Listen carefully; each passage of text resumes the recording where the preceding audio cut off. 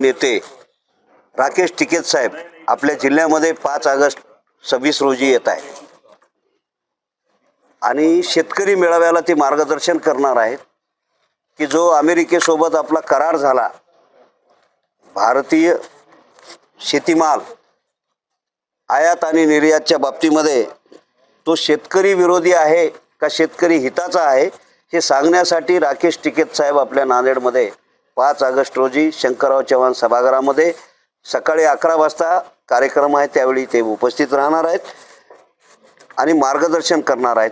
त्या कार्यक्रमाला जिल्ह्यातील परिसरातील प्रचंड मोठ्या संख्येने शेतकऱ्यांनी उपस्थित राहावं आणि हा करार आपल्या हिताचा आहे की विरोधी आहे, आपल्या सरकारने हा करार आपल्या हितासाठी केला की विरोधी केला ते ऐकण्यासाठी येणं आवश्यक आहे।